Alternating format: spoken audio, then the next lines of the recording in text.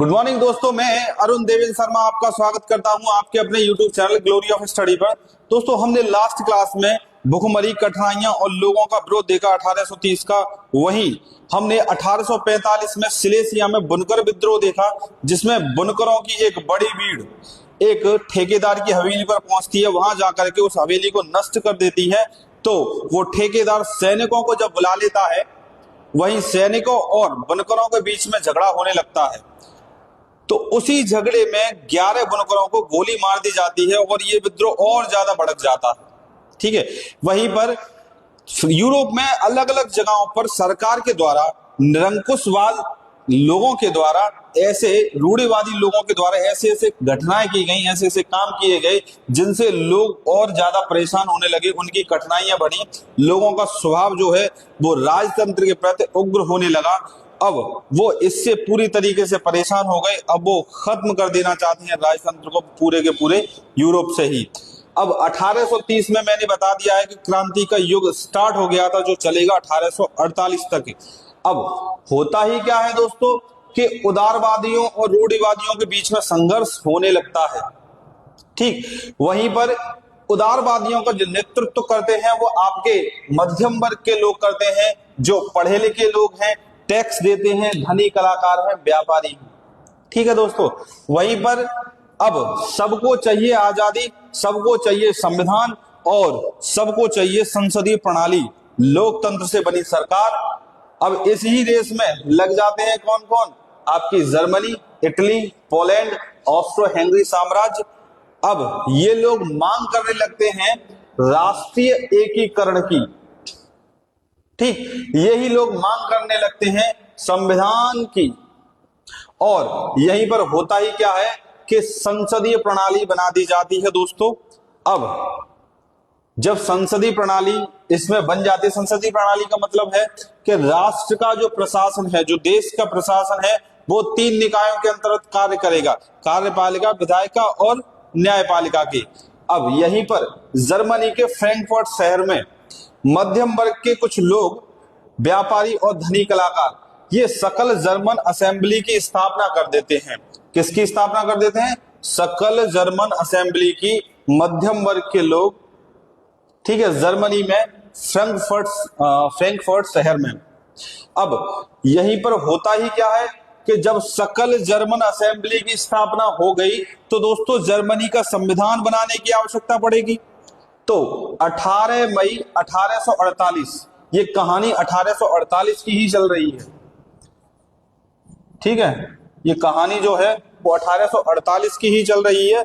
वहीं 18 मई 1848 को 831 चुने हुए प्रतिनिधि ही जर्मन राष्ट्र का संविधान तैयार करते हैं। ठीक है, यानी कि 18 मई को 1848 में 831 लोग चुने जाते हैं जो जर्मन राष्ट्र का संविधान तैयार करेंगे और राजा विल्हेम के सामने उसको प्रस्तुत करेंगे। राजा विल्हेम उस समय जर्मनी के राजा थे। ठीक है, यानी कि जर्मनी में भी था राजतंत्र। और जर्मनी में आपको बता दूं 39 राज्यों का परिसंघ था, वो कोई राष्ट्र नहीं था। ठीक है, अलग अलग 39 राज्य थे उसमें। और सॉरी, एक मिनट बस।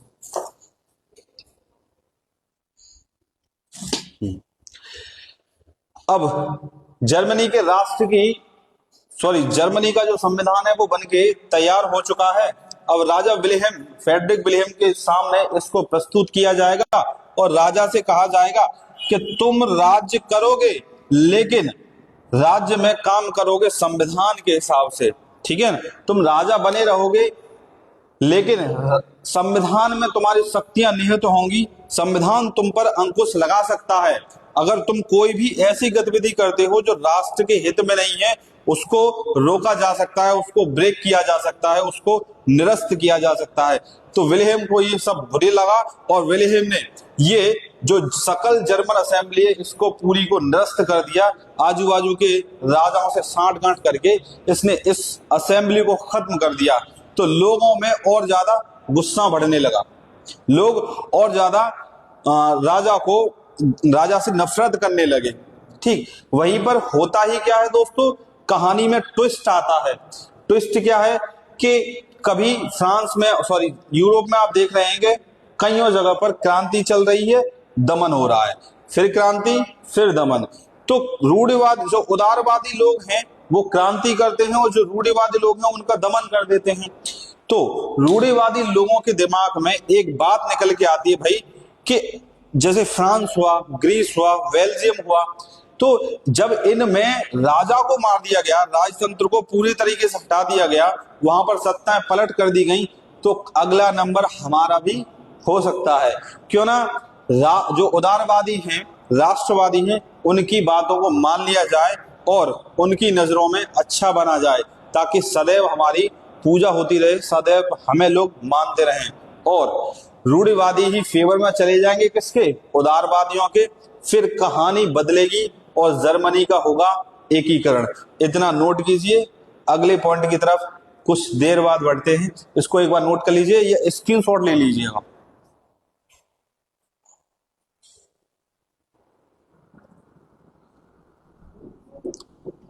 वेलकम बैक दोस्तों। अब इसी के बाद होगा ही क्या?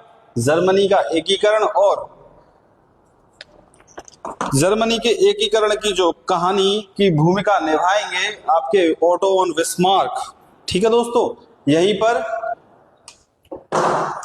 जर्मनी, जो मैंने पहले बता दिया, 39 राज्यों का परिसंघ था।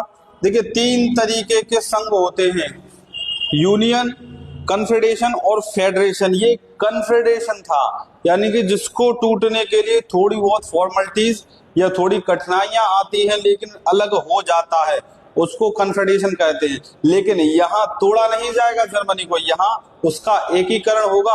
और यहाँ पर सबसे शक्तिशाली जो राज्य है वो प्रेशिया है। ठीक है, या जैसे प्रशा बोलते हैं, प्रशा के ही एक चांसलर होते हैं ओटो वॉन बिस्मार्क। ये जैसे अपने यहाँ पर सरदार वल्लभ भाई पटेल हैं जिन्होंने भारत का एकीकरण किया था, ठीक उसी प्रकार ये 39 राज्यों को, जर्मनी के 39 राज्यों का एकीकरण करेंगे। ये 3 युद्ध लड़ते हैं अलग अलग देशों से, 7 वर्षों तक ये युद्ध चलता है। ठीक, और यही युद्ध भारत में भी क्लैश करेगा। जब अंग्रेज और फ्रांसीसी ईस्ट इंडिया कंपनी आमने सामने आएंगी तो भारत में इसी युद्ध के कारण आंग्ल फ्रांसीसी युद्ध स्टार्ट होगा। ठीक है दोस्तों, यहीं पर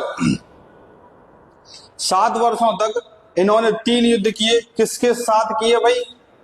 तो फ्रांस, डेनमार्क और ऑस्ट्रिया। फ्रांस, डेनमार्क और ऑस्ट्रिया से इन्होंने 3 युद्ध लड़े और अंत में ही जीत हुई किसकी? ओटो वन बिस्मार्क की। और वहीं जर्मनी में प्रेशिया के राजा विलियम प्रथम को जर्मनी का राजा बना दिया जाता है।